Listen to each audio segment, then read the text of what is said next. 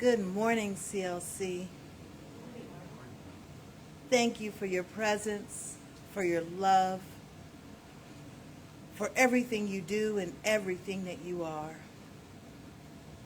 Now, in this moment and at this time, I invite you to join me in, with, and through universal source of everything.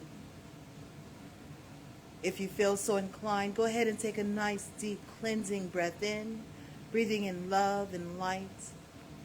And as you release the breath,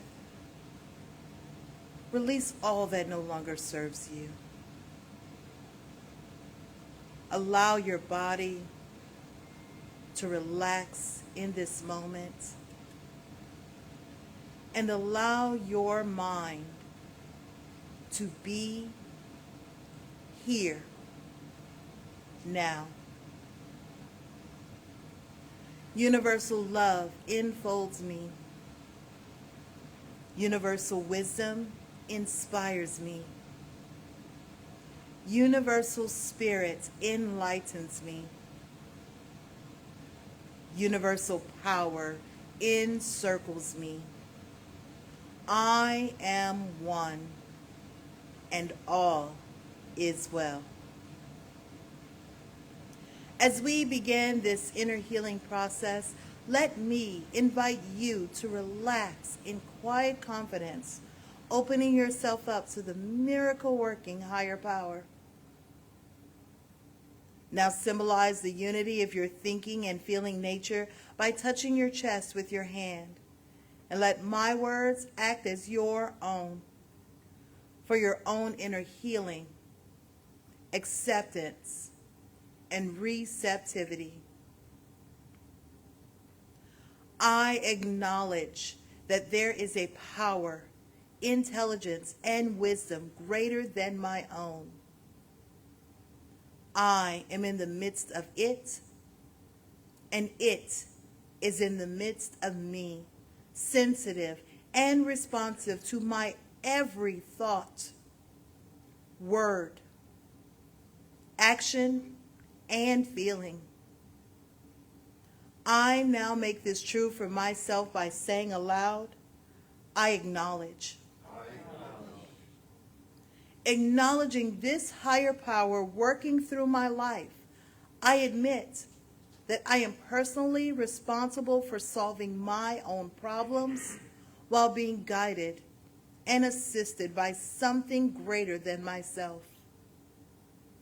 As I am ready to surrender the conflicts of my ego to the wisdom of this infinite presence, I simply speak these words. I surrender. I surrender. Knowing that forgiveness is the key to unconditional love and the feeling of heaven, I now unconditionally forgive anyone and everyone who has ever injured me in any way, real or imagined. And I now forgive myself for all of my mistaken judgments and their resulting actions. From my deepest level of understanding, I now say, I forgive. I forgive. Realizing that I continually experience the effects of my own thinking, I now choose to allow this higher power to recreate me deeply, filling my mind with thoughts that are only positive, constructive, loving, and beautiful. I call upon this divine inflow by stating aloud, I choose. I choose. I now center upon that one very special idea that I'm willing to accept as real for me in this coming week. Visualizing that idea as already acted upon and brought to pass. In seeing my idea become a fact of my experience, I enjoy the happiness and peace of my thought fulfilled and gratefully speak these words. I accept. I accept. knowing that I have an everlasting place in the midst of the power that sustains all creation, as well as the support of all those around me.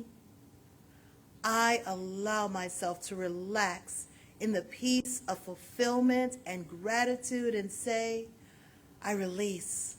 I release. Now, in my mind's eye, I envision the presence of someone near and dear to me. This could be a friend, a family member, a teacher or mentor, someone who has touched my life in deep and loving ways.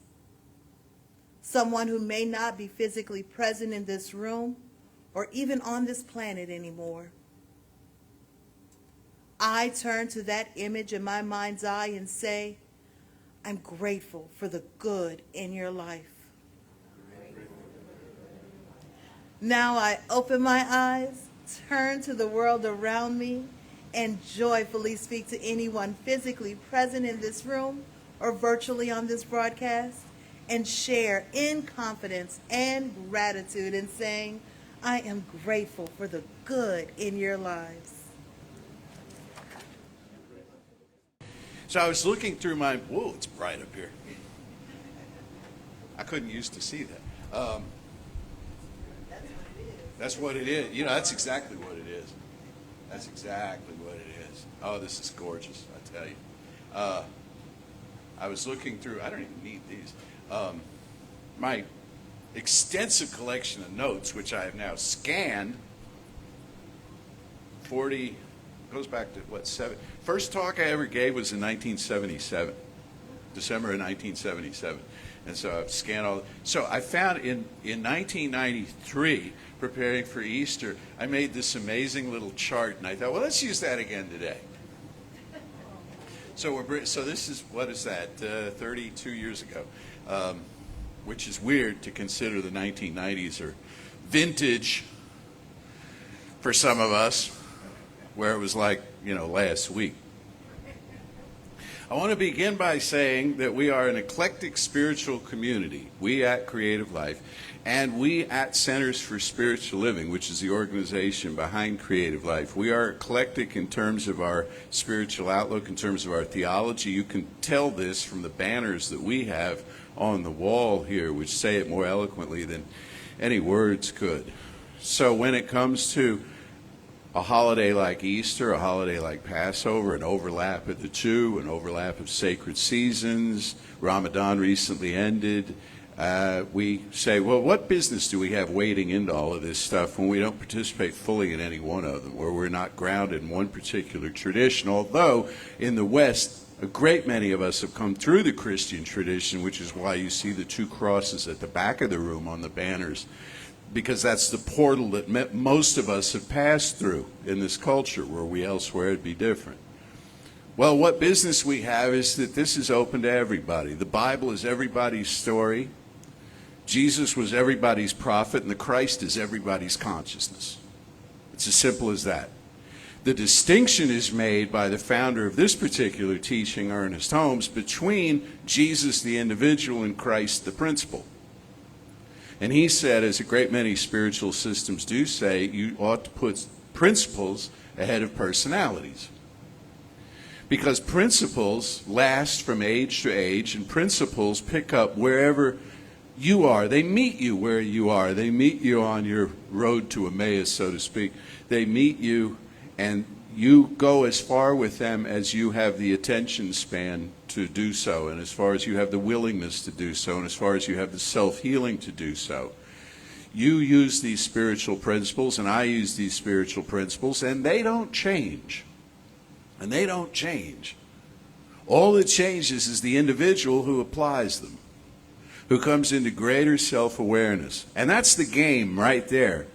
Jeffrey mentioned salvation. You hear of this a lot. You hear how Christ died on the cross for our sins. Well, that's a Christian interpretation. That's a traditional Christian interpretation of what Good Friday was about. And then Easter is the upside of that, which is he is restored to life. He springs back to life.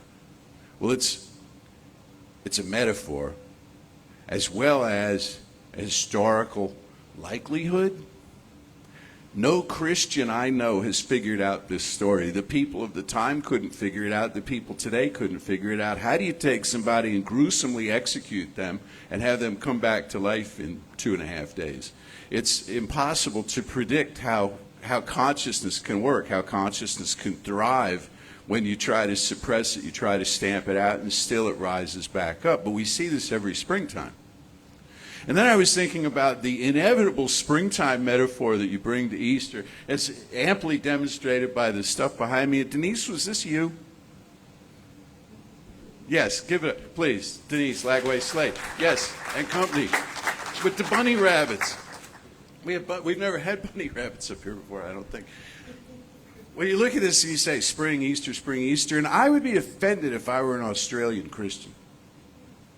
Because right now it's our October down there. Half the world doesn't have the same seasonal metaphor that we apply to Easter or that we apply to Christmas. The Currier and Ives Christmas is sleighs and snowfall and all that sort of thing. No, it's a whole different... Well, this is where the story took off, was in the Northern Hemisphere, and that's how it got that application. But the point of the thing is that rebirth can occur anytime, not just in seasonal spring, not just when nature springs back to life, which it does, and it's a wonderful lesson. But it's a lesson on many levels, and it doesn't have to be stapled down to some kind of theological interpretation. You can be reborn anytime. You can be reborn anytime you extract yourself from attachment. You familiar at all with Buddhism? Attachment is the greatest self-cruelty. Life is about suffering, and the root of suffering is attachment. So that's a morbid outlook. Well, it would be if you couldn't fix it, if you couldn't do anything about it. But if you examine your attachments and you detach from the things that you've attached to, in other words, your meaning of life that you've attached to particular forms and conditions and circumstances, that's spiritual liberation. And that's what causes us to be reborn. I heard an expression the other day regarding the human body in terms of mortality and immortality, where the body was called a costume. And I love that. It's a costume. It's a costume that we put on. We incarnate. We incarnate, don't we? And you know what that means literally? It's not real pleasant. It means we become meat. We become flesh, right? We enter the flesh. But it's a costume that we put on. And we pass through a certain period of time on this planet, and then we lay the costume down. Well, what's behind the costume? The performer.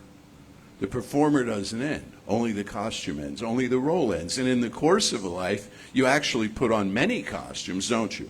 You put on many costumes of clothing appropriate to the time. You also put on many moods and attitudes and outlooks and opinions and so on that change over time. And they're not the fullness of who you are. They're an expression of who you are, but they're not the fullness of who you are. Fullness of who you are is back of all of that choosing, doing one of two things actually, choosing or forgetting that it has a choice.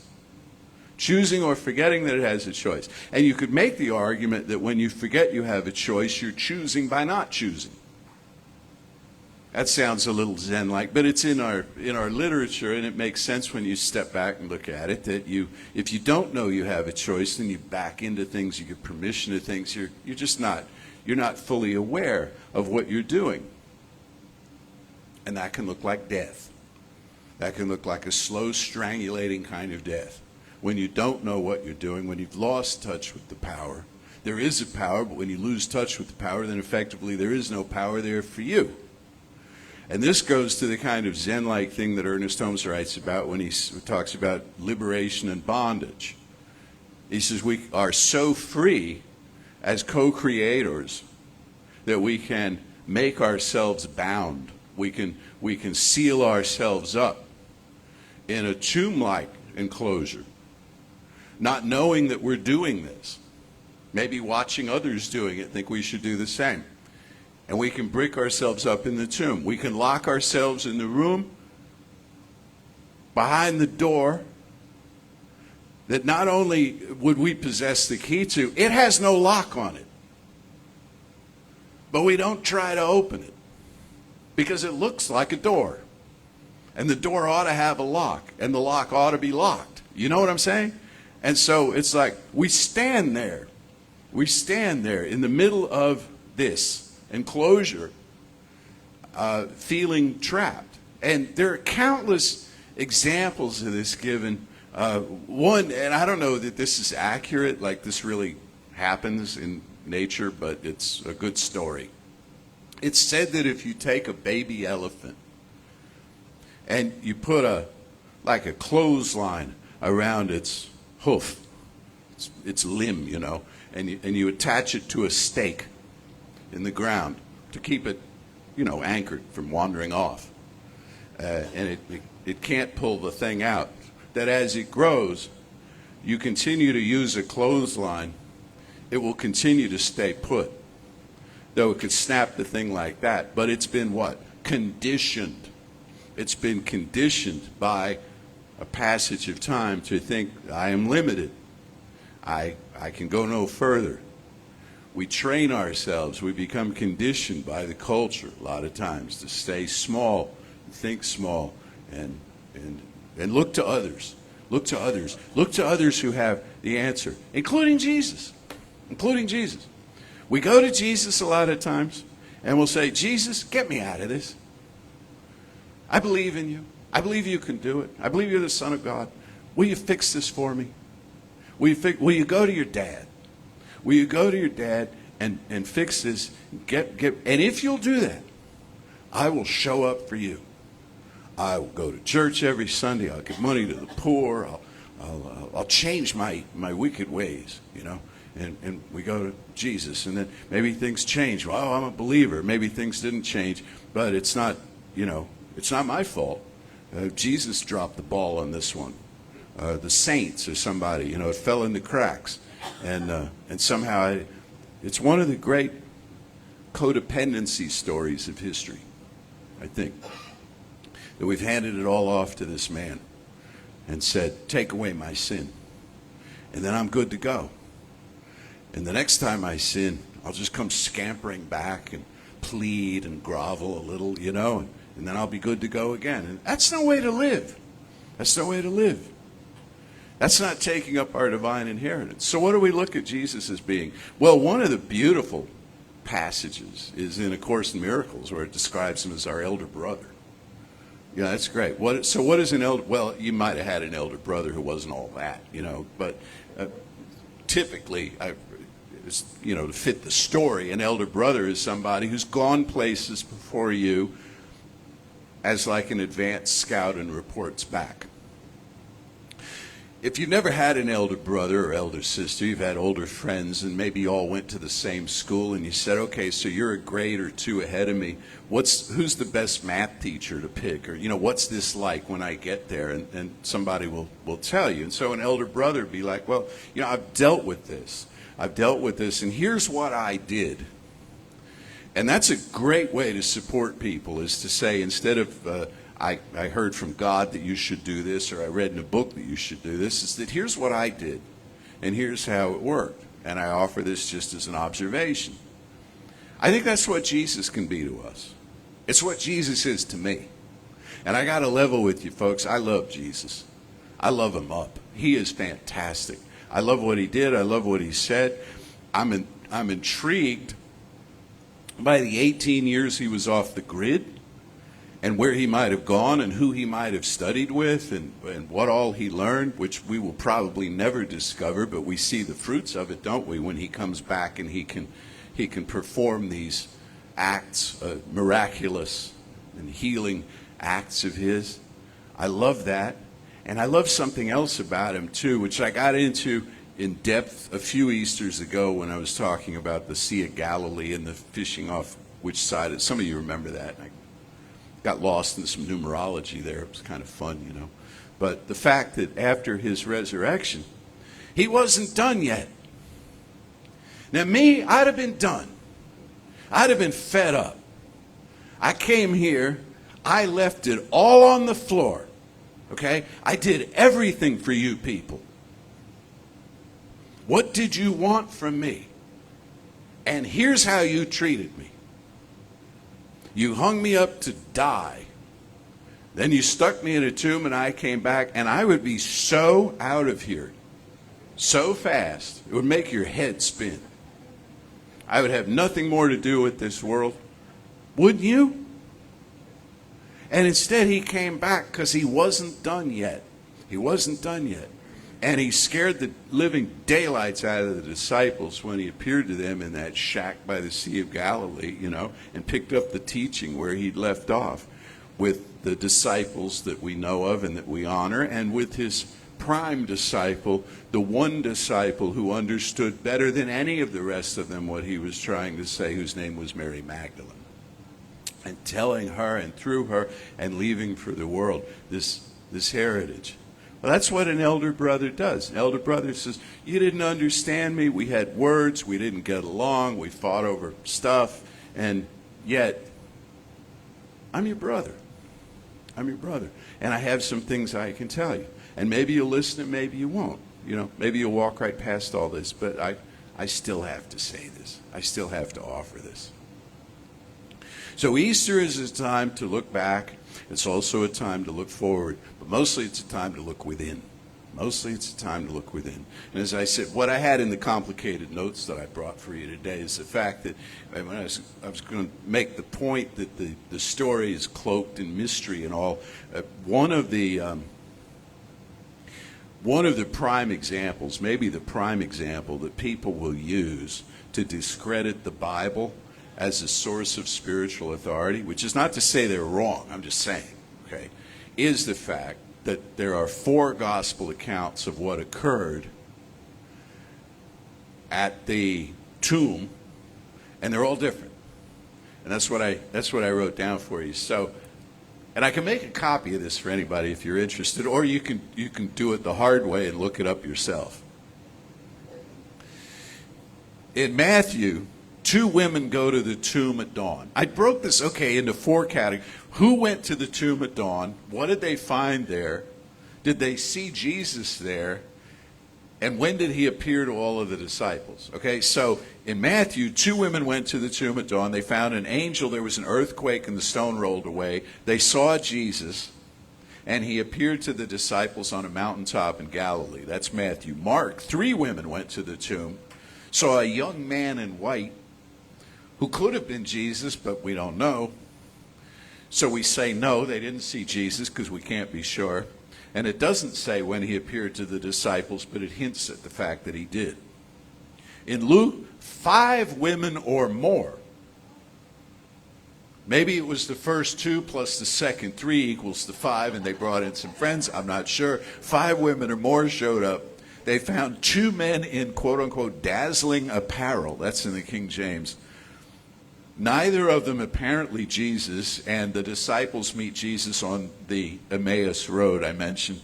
And in the Gospel of John, 1 woman, Mary Magdalene, goes to the tomb at dawn and finds no one there, finds the tomb empty, and then 2 angels dressed in white appear shortly thereafter. She sees Jesus later in the tomb, sitting there, not as, dead, but sitting there and addressing her. And that night, he appears to the disciples in a room. So people will look at those 4 passages, and they'll say, well, this is bogus. Because only one of these is correct, if that, or maybe they're all wrong. And the most important point in all of Christian theology, and you can't get a unified voice on it, that's nuts. What I read into it is that everybody sees through their own consciousness. Everybody has an experience that's tailored to them, that's tailored to their own awareness. So what does it look like when you're reborn? What does it look like when you're transformed? What does it look like when you achieve salvation, quote unquote? Well, it looks different to everybody. And sometimes it's a 2-fold thing, or a 3-fold thing, or a 5-fold thing, or it's numberless, or it can't be characterized in any way. And that's what the mystics tell us, is they come back from the direct experience of the deity, and they don't make any sense. Mystics are noted. That's why mystics get dismissed. They get marginalized in spiritual teaching because they don't make a lot of sense. They don't show up and deliver a report the way, an advanced scout of some kind would. Well, I went there and I saw this and that happened. They're like struck dumb, the way Paul was struck blind, the way a number of characters throughout sacred scriptures of every religion have their senses paralyzed temporarily because they have looked into something that they cannot contain, that they cannot process, right? And they're overwhelmed. They're overcome. That's the death. That right there is the death. It's not a gruesome execution across the board. Those happen too, and they usually happen to people who challenge authority. But the death that occurs that's promised for all of us, the spiritual death from which you are then reborn, is the death of the, shall we say, the capability of the senses to convey the contents of an experience. You have your mind blown. You have your fuses go, this kind of thing. You can't, there's just nowhere to put this. Because why? The kingdom, or kindom, the kingdom is not of this world. It's not of this world. So the margins of this world cannot be expected to hold it. And the usual processing that we have perfected over the years of reaction and interpretation and expectation and all the rest of that, all that's just thrown out the window when this kind of thing occurs. So we die to the attachment. When we say attachments, often what people will think is attachments to form, like money and possession and ego-driven kinds of things. But it's really attachment to any fixed interpretation of life. Oh, this means that. And then something else comes along and topples that, off its pedestal, knocks that aside, and says, no, it could be more than that. Everything has multiple layers of meaning and multiple layers of understanding, and we're constantly processing through the experiences of our life. So the rebirth is not a one-time thing, is it? No, it's constantly happening for us. We're constantly reinventing ourselves. We wake up every morning and we say, who do I choose to be today? Instead of simply picking up where we left off. It's like, where do I choose to go today? How do I choose to be? And we were talking about this last Sunday. I spoke about we're here to do more. We're here to do more than anybody has ever done before. We're here to pick up where the culture has left off and love better and take better care of one another. I was reading an item in the paper the other day that says religion is growing, which you may or may not think is a good thing. I don't know, but it says religion. And the reason they say religion is growing right now, talking about in America, is not about some far out new interpretation of theological subjects. It's because people seek community. People want community. People want to be with people who either think more or less like they do, or at least respect what it is they feel and how they think, and to create that kind of, so that each community can knit itself together with other communities, and eventually we can establish this thing that we've all been working on for a really long time, like ever since we got here, which is the kingdom of heaven on earth, or kingdom of heaven on earth. And it begins with the recognition of our own process. So, in conclusion, what Ernest Holmes, and Charles Fillmore, and Myrtle Fillmore, and Emma Curtis Hopkins, and all of the great pioneers, really, of New Thought had to say. Emma Hopkins, probably the most direct of all of them. She's noted for that. She says, when preachers tell you from great high pulpits of the fall of man, deny it. The whole thing is false from beginning to end. She said this. I mean, that's an incendiary statement, that right there. And she said that in 1888 as a woman with spiritual authority. And people listened, and her students ate it up, and her students became the teachers of the people who were our teachers. I just learned the other day, I'm doing a little historical research for a talk I've got to give elsewhere. Elizabeth Towne, Towne, a New Thought, student of Emma Curtis Hopkins. She had a student named Robert Bitzer. Robert Bitzer was a religious science minister who passed at the age of 98 about 30 years ago, but I mean, he extended into our area, and he sat at the feet of a student of Emma Curtis Hopkins. How cool is that? Well, Emma Curtis Hopkins, she said, "You are the Christ. You are the child of the living God. Jesus came here to show you that. Jesus came here to show you that." So now that you know that, you can't forget it. Now that you know that, you got to do something with that. What do? Do what he did. Do what he did. Listen to what he listened to. Go to his source, which he called Papa, Abba. Go to that source and say, "Show me who I am. Show me how to love better. Show me how to be a better person. Show me how to be kinder, more generous," and so on. And it will do that. And you will thrive as a result. So let's know together now. There is one life, one power, one presence. Pure spirit, everywhere radiant, everywhere manifesting, especially on this beautiful spring morning in our hemisphere. And whatever kind of a morning it is, wherever you happen to be out there, this one life pulsing through all creation is mighty to heal. It does what it needs to do through each one of us. It reveals to us the fullness of who we are. And I affirm and know that I know what to do with this now. I know how to apply this in some constructive way. To do what our teachers have called meet the case. To meet the case. Is it a healing that's called for of body, mind, or spirit? Is it a restoration of confidence and conviction and peace and poise and power?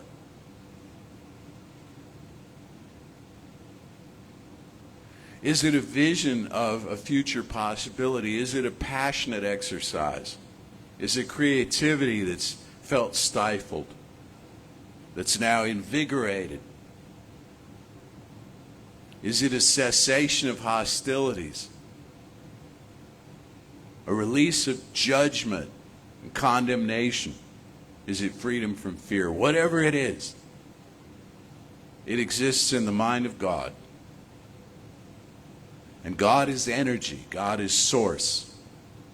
God is not clad simply in some costume to be brought out on holy days. But that life that pulses through creation is God. That squirrel that runs up that tree is God. That cloud in the sky, and all of it. And all of it that could be, that isn't yet, that we haven't met yet, that would astonish us. We'd have nowhere to put it in our consciousness if we saw it right now. That too is God. So I call the whole thing beautiful and holy and good. And I bless the family of Christendom, whose special day this is. And I bless the family of Judaism, whose special season this has been. And I bless every person of every faith and no faith, and the people who are searching, and the people who feel left out, and the people who feel lost. And I light a candle in their souls saying, there is a power, and it's here for you, just as you are, with nothing added or taken away.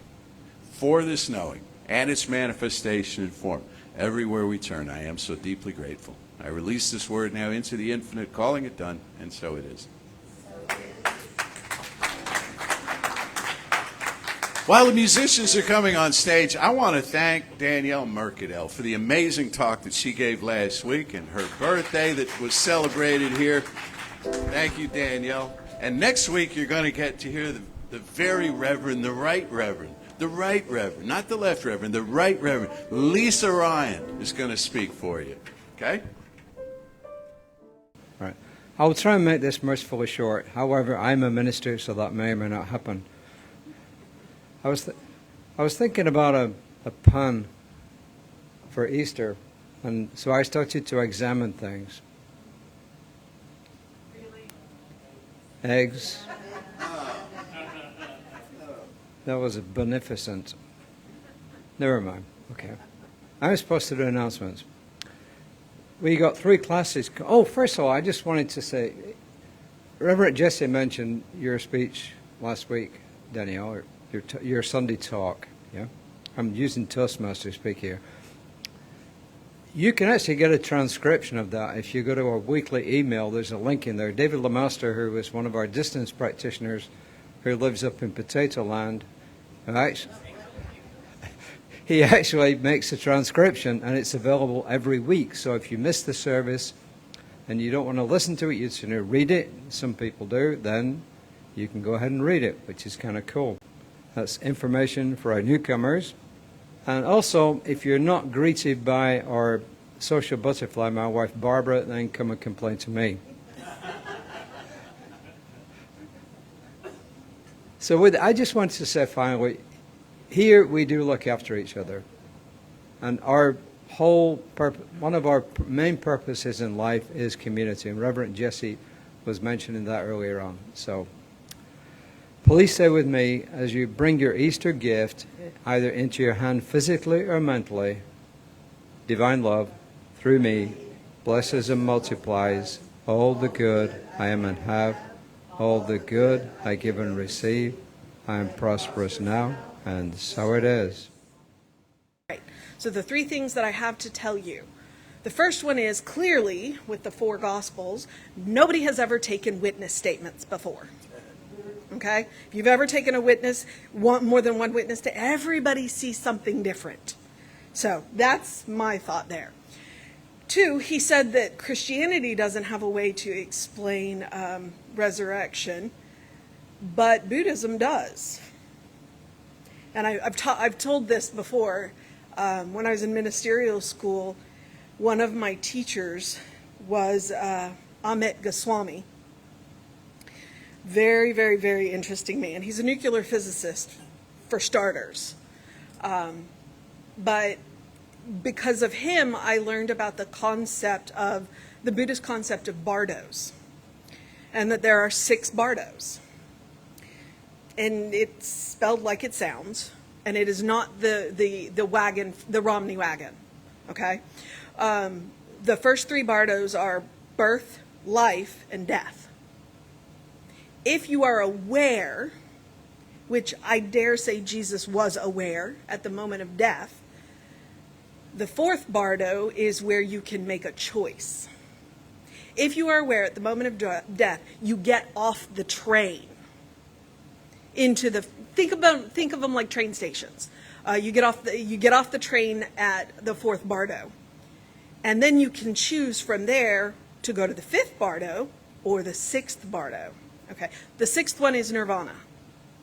The 5th one is where you can choose to come back for a period of time.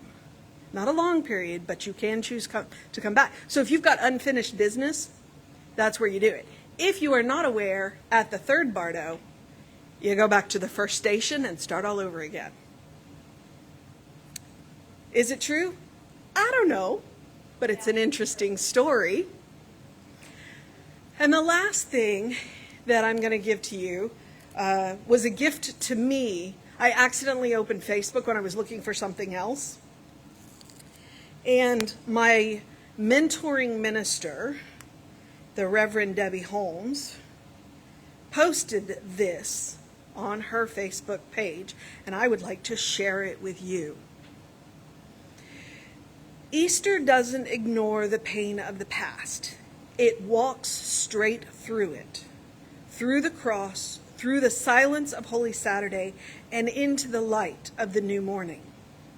This day reminds us that even in the hardest seasons, when it feels like the darkness might win, when the weight is too much to name, there is still hope. There is still healing. There is still grace. Not the kind you have to earn. Not the kind that shows up only when life is perfect, but the kind that finds you exactly where you are. Sometimes Easter meets us in celebration. Other times it finds us holding heartaches behind a quiet smile. And both places are holy. You don't have to be okay to be worthy of joy. You don't have to have it all figured out to begin. Whether this day finds you, wherever this day finds you, I hope you feel the peace and renewal this season offers. And if your heart needs a little extra gentleness today, know this: you are not alone. You are loved, you are held, and your story is unfolding in beautiful, sacred ways. I am wishing you a meaningful Easter Sunday. May the blessings of this day carry you gently into the days ahead and fill this season with light, hope, and grace. She didn't credit who she borrowed it from, but I am going to credit her. That is my mentoring minister, Reverend Debbie Holmes. And now, in that vein, I invite you into the sacred. I invite you into the knowing it's all sacred all the time. Every moment is a holy moment. But when we consciously unite with that sacred, amazing things happen. So know with me that there is one life, one power, one presence, one love. And I am held in that love, just as I know that each and every one of you is held in that same love. And when we are held in that love, we become divine channels for that love. And today, I speak my word that love flows like a fountain rushing out, that all who are thirsty drink, and all who are hungry are fed, and that we hold each other in that sacred and divine community, in that kingdom, that we know each other as the beloved expression of the divine that each and every one of us are, and that we see the performer behind the costume and know that it is always love. And I know this with all of the gratitude in my being. I am grateful for a teaching that teaches me who I am. I am grateful for a community that comes together to remind each other who we are. I am grateful for our ministers, our practitioners, our musicians. I am grateful for each and every one of you.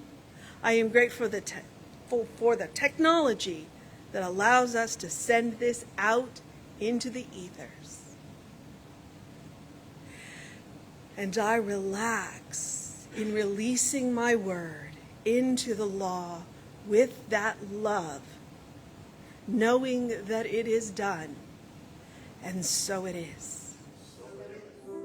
Say with me now, something wonderful is happening through me. Something wonderful is happening through me. I feel it in my body. I feel it in my mind. I feel it in everything I am. I choose it. I trust it. I use it. And I love it. And so it is. All right.